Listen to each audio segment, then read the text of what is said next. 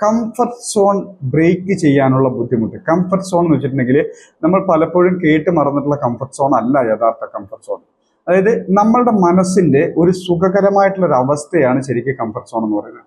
ഉദാഹരണത്തിന് ഇപ്പോൾ ഞാൻ വീട്ടിൽ ടി വി കാണാനിരിക്കുന്നെങ്കിൽ സെറ്റിയുടെ ഏതെങ്കിലും ഒരു വശത്താണ് ഇരിക്കുന്നെങ്കിൽ ഒരു 70 അല്ലെങ്കിൽ 90% സിറ്റുവേഷനിലും ഞാൻ അവിടെ പോയിരുന്ന ടി വി കാണുള്ളൂ. ഞാൻ ഫുഡ് കഴിക്കാനിരിക്കുന്നെങ്കിൽ ഡൈനിങ് ടേബിളിന്റെ ഏതെങ്കിലും ഒരു ചെയറിലാണെങ്കിൽ ഒരു 70-90% സാഹചര്യത്തിലും അവിടെ തന്നെ ആയിരിക്കും പോയിരിക്കുക.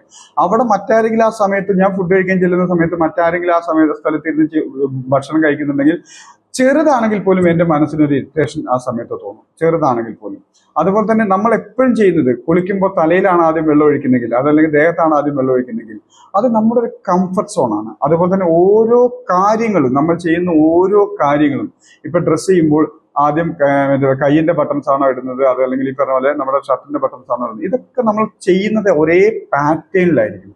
ഈ പാറ്റേൺ നമ്മുടെ വളർച്ചയെ തടയുന്നു. ഈ വളർച്ചയെ തടയുന്ന ഈ സുഖകരമായിട്ടുള്ള അവസ്ഥേനെയാണ് കംഫർട്ട് സോൺ എന്ന് പറയുന്നത്. അത് നേരത്തെ പറഞ്ഞ പോലെ തന്നെ ഞാൻ ഫുഡ് കഴിക്കാൻ ചെല്ലുമ്പോൾ ഞാൻ ഡൈനിങ് ടേബിളിൽ എന്നും ഇരിക്കുന്ന ചെയറിൽ തന്നെ ആയിരിക്കും മിക്കപ്പോഴും ഇരിക്കാൻ ശ്രമിക്കുക. അതിൻ്റെ അർത്ഥം അതെൻ്റെ മനസ്സിനൊരു സുഖകരമാണ്, എൻ്റെ മനസ്സിനൊരു കംഫർട്ടാണത്. ഞാൻ മറ്റൊരു സീറ്റിലേക്ക് മാറിയിരുന്നാൽ ഭക്ഷണം ഇറങ്ങിപ്പോകാതിരിക്കുന്നില്ല. പക്ഷെ എൻ്റെ മനസ്സിന് എന്തോ ഒരു ചെറിയൊരു പിടിവലിയും അസ്വസ്ഥത ഉണ്ടാവും. ഇവിടെ ഇരുന്ന് കഴിക്കുന്നതുകൊണ്ട് ചിലപ്പോൾ ഫുഡിന് ഉപ്പ് ഇല്ലാതെ തോന്നും, അതുപോലെ തന്നെ ഫുഡിന് രുചി ഇല്ലാതെ തോന്നും. എത്ര നല്ലതാണെങ്കിൽ പോലും നമുക്കൊരു അസ്വസ്ഥത ഫീൽ ചെയ്യും. ആ അസ്വസ്ഥത നമ്മുടെ മനസ്സിൽ പല പരാതികളായിട്ടും അല്ലെങ്കിൽ പല ബുദ്ധിമുട്ടുകളായിട്ടും ഫീൽ ചെയ്യും. ഈ അസ്വസ്ഥത തോന്നുന്ന സ്ഥിരമായിട്ട് ചെയ്യുന്ന കാര്യം മാറി ചെയ്യുമ്പോൾ ഉണ്ടാവുന്ന അസ്വസ്ഥത തോന്നുന്നതിനെയാണ് കംഫർട്ട് സോൺ എന്ന് പറയുന്നത്. അത് എല്ലാ സ്ഥലത്തും ഉണ്ട്. നമ്മൾ പ്രവർത്തിക്കുന്ന ജോലിയിലാവട്ടെ, ബിസിനസ്സിലാവട്ടെ, അതല്ലെങ്കിൽ സ്റ്റോക്ക് മാർക്കറ്റിലാവട്ടെ, എല്ലാ സ്ഥലത്തും ഈ ഒരു കംഫർട്ട് സോൺ ഉണ്ട്. ഈ കംഫർട്ട് സോണാണ് നമ്മുടെ വളർച്ചയെ തടയുന്ന പ്രധാന ഘടകം. ഞാൻ ഇത്രയാകാൻ പറ്റുള്ളൂ, എനിക്ക് ഇത്രയേ പറ്റൂ, എൻ്റെ സാഹചര്യങ്ങൾ എങ്ങനെയാണ്, ഇതിനപ്പുറത്തേക്ക് എനിക്ക് പറ്റില്ല, എനിക്കതിനുള്ള അറിവില്ല, ശേഷിയില്ല, എനിക്കിത് മനസ്സിലാവുന്നില്ല, എനിക്കൊന്നും പറ്റുന്നില്ല, എനിക്കത് ചെയ്യാൻ കഴിയില്ല, എനിക്കത് അറിയില്ല, അതുപോലെ തന്നെ എൻ്റെ സാഹചര്യത്തിന് ഇതിനപ്പുറത്തേക്ക് വളരാൻ കഴിയില്ല. ഈ തോന്നലുകളൊക്കെ ഈ കംഫർട്ട് സോണിനെ അടിസ്ഥാനമാക്കിയിട്ട് വരുന്നതാണ്. കാരണം ഒരു പുതിയ കാര്യം ചെയ്യുമ്പോൾ നമ്മുടെ ബ്രെയിനിനെ കൂടുതൽ സ്ട്രെയിൻ ചെയ്യേണ്ടി വരുന്നു. അതല്ലെങ്കിൽ സ്ഥിരമായിട്ട് പോകുന്ന പാറ്റേണിൽ നിന്നും ഒന്ന് വ്യതിചലിക്കേണ്ടി വരുമ്പോൾ നമ്മുടെ മൈൻഡിന് കൂടുതൽ സ്ട്രെയിൻ ചെയ്യേണ്ടി വരുന്നു, കൂടുതൽ പരിശ്രമിക്കേണ്ടി വരുന്നു. ഈ സ്ട്രെയിൻ ചെയ്യുന്നത് മൈൻഡിന് ഒട്ടും താല്പര്യമുള്ള കേസല്ല. അതുകൊണ്ട് തന്നെ കൂടുതൽ സ്ട്രെയിൻ എടുക്കാതിരിക്കാൻ വേണ്ടിയിട്ട്, ഇത് ചെയ്യിക്കാതിരിക്കാനായിട്ട്, ഈ കംഫർട്ട് സോൺ ബ്രേക്ക് ചെയ്യാതിരിക്കാനായിട്ട് മൈൻഡ് നമ്മളെ കൊണ്ട് പലതും ചെയ്യിക്കും. ചിലപ്പോൾ നമുക്ക് തലവേദനകൾ ഉണ്ടാകുന്നത്, അതല്ലെങ്കിൽ നമുക്ക് ടെൻഷൻ ഉണ്ടാകുന്നത്, അതല്ലെങ്കിൽ നമുക്ക് ഈ പറഞ്ഞ പോലെ ഇറിറ്റേഷൻ ഉണ്ടാകുന്നത്, ഇതൊക്കെ ഒരു പക്ഷേ ചില തലവേദനകളും ചില അസുഖങ്ങൾ പോലും നമ്മുടെ കംഫർട്ട് സോൺ ബ്രേക്ക് ചെയ്യേണ്ട സാഹചര്യം വരുമ്പോഴാണ്. നമ്മുടെ ലൈഫിലേക്കും തിരിഞ്ഞു നോക്കി ചിന്തിക്കുക. അതായത് എനിക്കിപ്പോൾ കഴിഞ്ഞ ദിവസങ്ങളിൽ ഒരു തലവേദന വന്നു, ടെൻഷൻ വന്നു. ഇതിന്റെ മൂല കാരണങ്ങൾ മിക്കപ്പോഴും 100% എന്ന് പറയുന്നില്ല, മിക്കപ്പോഴും നമ്മളുടെ സ്ഥിരം പാറ്റേണിൽ നിന്നും വ്യത്യാസപ്പെട്ട് അതല്ലെങ്കിൽ വ്യതിചലിച്ചുകൊണ്ട് എന്തോ ഒരു പുതിയ കാര്യം നമ്മൾ ചെയ്യാൻ ശ്രമിച്ചു കഴിഞ്ഞു. ഇതുകൊണ്ടാണ് നമുക്കൊരു ഇറിറ്റേഷനോ തലവേദനയോ ടെൻഷനോ ഒക്കെ പുതുതായിട്ട് വരാൻ പോകുന്നത്. അപ്പോൾ അതെന്തെന്ന് വെച്ചെങ്കിൽ ആ ഒരു പാറ്റേണിൽ നിന്നും, നമ്മൾ ചെയ്തുകൊണ്ടിരിക്കുന്ന രീതിയിൽ നിന്നും മാറാൻ മനസ്സിന് ഒട്ടും സുഖകരമല്ല. മനസ്സ് അനുവദിക്കുന്നില്ല, അതിനെ റെസിസ്റ്റ് ചെയ്യുകയാണ് മറ്റേതെങ്കിലും രീതിയിൽ നമുക്കൊരു ബുദ്ധിമുട്ട് ഫീൽ ചെയ്യിച്ചുകൊണ്ട്. അപ്പോൾ ഇത് ആദ്യം തിരിച്ചറിഞ്ഞുകൊണ്ട് ഞാൻ ചെയ്യുന്ന ശീലമുണ്ട്.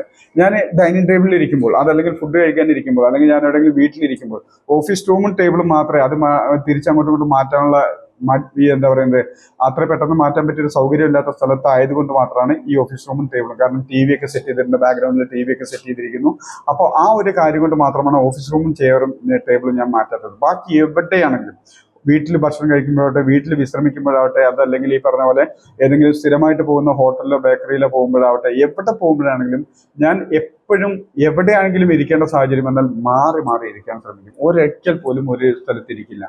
അതുപോലെ തന്നെ ഡ്രസ്സിങ്ങിൽ പോലും ഞാൻ പലപ്പോഴും പല രീതിയിൽ എനിക്ക് ഓക്കെ, മറ്റുള്ളവർ കണ്ടാൽ മീൻസ് എനിക്ക് ഓക്കെ എന്ന് തോന്നുന്ന ഡ്രസ്സാണെന്ന് തോന്നിയാൽ അപ്പം ഞാനത് ബ്രേക്ക് ചെയ്യാൻ ശ്രമിക്കുന്നു.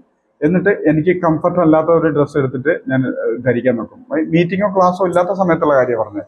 അപ്പോൾ എപ്പോഴും മനഃപൂർവ്വം അറിഞ്ഞുകൊണ്ട് ഞാനിത് ബ്രേക്ക് ചെയ്യും.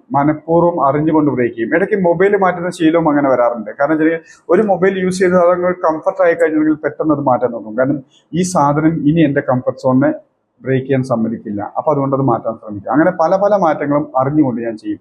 ഈ വലിയ വലിയ മാറ്റങ്ങളല്ല നമുക്ക് വേണ്ടത്, ചെറിയ ചെറിയ മാറ്റങ്ങൾ അംഗീകരിക്കാനുള്ള, നടപ്പാക്കാനുള്ള ആ ഒരു മൈൻഡ് സെറ്റ്, ഇറിറ്റേഷൻ ഇല്ലാതെ, ബുദ്ധിമുട്ടില്ലാതെ നടപ്പാക്കാനുള്ള ഒരു മൈൻഡ് സെറ്റ് ആർജിച്ചു കഴിഞ്ഞാൽ, ആ ആർജിച്ച് കഴിഞ്ഞ ഒരാൾക്ക് മാത്രമേ അവരുടെ സ്വപ്നങ്ങളും ലക്ഷ്യങ്ങളും നേടാൻ കഴിയൂ. കംഫർട്ട് സോൺ ബ്രേക്ക് ചെയ്യാത്ത ഒരാളെ സംബന്ധിച്ചിടത്തോളം എത്ര വലിയ സ്വപ്നങ്ങളും എത്ര ചെറിയ സ്വപ്നങ്ങളും സ്വപ്നം മാത്രമായിട്ട് അവസാനിക്കും. സ്വപ്നം എന്ന് പറഞ്ഞാൽ നമുക്കറിയാം, നേടണമെന്ന ആഗ്രഹം ഉണ്ടാവും, ആവശ്യമുണ്ടാവും. പക്ഷേ അത് സ്വപ്നം എന്നുള്ളത് നേടിക്കഴിയുമ്പോൾ, നടപ്പാക്കി കഴിയുമ്പോൾ അത് സഫലമാകുന്നു. സ്വപ്നവും സഫലവും രണ്ടും രണ്ടാണ്. അപ്പോൾ സഫലമായതിന് പിന്നെ നമ്മൾ ഒരിക്കലും സ്വപ്നം എന്ന് പറയാറില്ല. അപ്പോൾ ഡ്രീംസുകൾ അച്ചീവ് ചെയ്യണമെങ്കിൽ basic quality comfort zone break ചെയ്യാനുള്ള മൈൻഡ് സെറ്റ് വേണം എന്നുള്ളതാണ്. കംഫർട്ട് സോൺ കേട്ട് പരിചയമില്ലാത്ത പലതും കംഫർട്ട് സോണിന്റെ ഭാഗമായിട്ട് വരും. കേട്ട് പരിചയമില്ലാത്ത ചായ കുടിക്കുന്നത്, രാവിലെ എണീറ്റ് ഒരു ബെഡ് കോഫി അല്ലെങ്കിൽ ബെഡ് ടീ കിട്ടിയിട്ടില്ലെങ്കിൽ, ആ ഒരു പത്രത്തിനോടൊപ്പം പത്രം വായിച്ചുകൊണ്ട് ഒരു ചായ കുടിച്ചില്ലെങ്കിൽ എൻ്റെ മൈൻഡിന് അസ്വസ്ഥതയാണെങ്കിൽ അതിൻ്റെ അർത്ഥം അതൊരു കംഫർട്ട് സോണാണ്. പൊളിച്ചടിക്കുകയേ മതിയാവോ. അതുപോലെ തന്നെ ഫുഡ് കഴിക്കുമ്പോൾ എനിക്ക് നല്ല എക്സാമ്പിൾ, ഉച്ചയ്ക്ക് ഒരു ഊണും മീൻകറിയും കിട്ടിയില്ലെങ്കിൽ എനിക്കൊരു സുഖകരമാവില്ല എന്ന് തോന്നുമെങ്കിൽ ആ കംഫർട്ട് സോണെ പൊളിച്ചടിക്കേ പറ്റും. കാരണം ഈ കംഫർട്ട് സോൺ നമ്മുടെ ലൈഫിൽ ഉള്ളിടത്തോളം കാലം നമുക്ക് എപ്പോഴും ഒരു ബാരിയർ ഉണ്ടാവും. അതിൻ്റെ അപ്പുറത്തേക്ക് പോകാൻ ഒരു കാരണവശാലും നമുക്ക് സാധിക്കില്ല എന്നുള്ളതാണ് യാഥാർത്ഥ്യം. അപ്പോൾ സ്റ്റോക്ക് മാർക്കറ്റ് ഉൾപ്പെടെ എവിടെയാണെങ്കിലും കംഫർട്ട് സോൺ നമ്മൾ തൊട്ട് തീണ്ടാൻ അനുവദിക്കരുത്. കാരണം അതിന് ഇനിഷ്യേറ്റ് എടുക്കണം, നമ്മൾ മനഃപൂർവ്വം ചെയ്യണം. ഇത് എനിക്കൊരു കംഫർട്ടായി മാറുന്നു എന്ന് തോന്നുമ്പോൾ ആ നിമിഷം അതിനെ ബ്രേക്ക് ചെയ്യണം. ഈ കംഫർട്ട് സോൺ ബ്രേക്ക് ചെയ്യാനുള്ള മടിയാണ് പല ശീലങ്ങളും ദുശീലങ്ങളും നമ്മളിൽ നിലനിൽക്കുന്നത്. ദുശീലങ്ങൾ, സ്മോക്കിംഗ്, ഡ്രിങ്കിങ്, ഇതുപോലത്തെ പല പല പല ദുശീലങ്ങളുണ്ടാവാം. ഈ ദുശീലങ്ങളുടെ എല്ലാം ബേസിക് കാരണം അത് ഒഴിവാക്കുമ്പോഴുണ്ടാകുന്ന കംഫർട്ട് സോണാണ്. ഈ കംഫർട്ട് സോണിനെ ബ്രേക്ക് ചെയ്യാൻ പറ്റാത്തത് കൊണ്ടാണ് ദുശീലങ്ങളുടെ അടിമയായിട്ട് നമ്മൾ മാറുന്നത്. അപ്പം അങ്ങനെയാണെങ്കിൽ നമ്മുടെ വളർച്ചയെ തടയുന്നതും അത് തന്നെയാണ്, കംഫർട്ട് സോൺ. ഈ സാധനത്തിന് പൊളിച്ചെടുക്കാൻ വലിയ പാടുപെടേണ്ട കാര്യമൊന്നുമില്ല. ചെറിയ ചെറിയ ശീലങ്ങളെ ബ്രേക്ക് ചെയ്ത് പോവാം. ചെറിയ ചെറിയ ക്യാരക്ടേഴ്സിനെ, ശീലങ്ങളെ, സ്വഭാവങ്ങളുടെ, പെരുമാറ്റ രീതികളെ ബ്രേക്ക് ചെയ്യുക. ഇതാണ് നമ്മളുടെ ട്രാൻസ്ഫോർമേഷൻ സെഷന്റെ ഭാഗത്ത് നമ്മൾ ഒരു ദിവസം പറഞ്ഞത്. ഒരു ദിവസം 1% നമ്മൾ ഇമ്പ്രൂവ് ചെയ്യാൻ ശ്രമിക്കണം.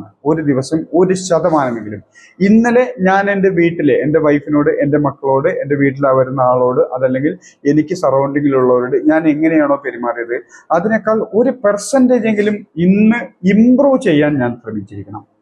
നമുക്ക് ഒറ്റയടിക്ക് 100% ചേഞ്ച് ഒന്നും സാധ്യമല്ല. ഓരോ ദിവസവും 1% ഇമ്പ്രൂവ് ചെയ്യാന്നുണ്ടെങ്കിൽ അതിൻ്റെ അർത്ഥം ഈ കംഫർട്ട് സോൺ ബ്രേക്ക് ചെയ്യാനുള്ള ഒരു തയ്യാറെടുപ്പ് അല്ലെങ്കിൽ ഒരു പ്രവൃത്തി നമ്മൾ തുടങ്ങിക്കഴിഞ്ഞു എന്നർത്ഥം. അപ്പോൾ യാഥാർത്ഥ്യം നമ്മൾ തിരിച്ചറിഞ്ഞേ മതിയാകൂ. അതായത് ഇപ്പോഴത്തെ എല്ലാ അവസ്ഥകളും മാറി അടുത്തൊരു ലൈഫ് സെറ്റ് ചെയ്യാനുള്ള സിമ്പിൾ ആയിട്ടുള്ള വഴിയാണ്, ഏറ്റവും സിമ്പിൾ ആയിട്ടുള്ള സ്റ്റെപ്പാണ് നമ്മളുടെ ഈ കംഫർട്ട് സോൺ ബ്രേക്കിംഗ്. അത് മറ്റെന്താ പറയുന്നത്, മറ്റ് മോട്ടിവേഷൻ ട്രെയിനേഴ്സോ അതല്ലെങ്കിൽ മറ്റുള്ളവർ പറയുന്ന പോലത്തെ ആ ഒരു കംഫർട്ട് സോൺ അല്ല ശരിക്കും വേണ്ടത്. നമ്മളുടെ ചെറിയ ചെറിയ ഹാബിറ്റ്സുകളിലെ, ചെറിയ ചെറിയ ദൈനംദിന ജീവിതത്തിലെ ആ കംഫർട്ട് സോൺ ബ്രേക്ക് ചെയ്യലാണ്. ആ കംഫർട്ട് സോൺ ബ്രേക്ക് ചെയ്യുമ്പോൾ നേരത്തെ പറഞ്ഞ പോലെ തന്നെ ആദ്യ ദിവസങ്ങളിൽ നമ്മുടെ ബ്രെയിൻ, നമ്മുടെ മൈൻഡ് ഭയങ്കരമായിട്ട് ചലഞ്ച് ചെയ്യും. കാരണം നമ്മളെ കൊണ്ട് സമ്മതിപ്പിക്കില്ല, പല രീതിയിലുള്ള റിജക്ഷൻസ് കൊണ്ടുവരും, റെസിസ്റ്റൻസുകൾ കൊണ്ടുവരും. ഇത് മറികടക്കാൻ പറ്റില്ല, ഇതെനിക്ക് മാറ്റാൻ പറ്റുന്നില്ല. പലരും പറയാറുണ്ട്, എൻ്റെ പുകവലി ശീലം, എൻ്റെ മദ്യപാന സ്വഭാവം എനിക്ക് മാറ്റാൻ പറ്റുന്നില്ല എന്നൊക്കെ പറയുന്നു.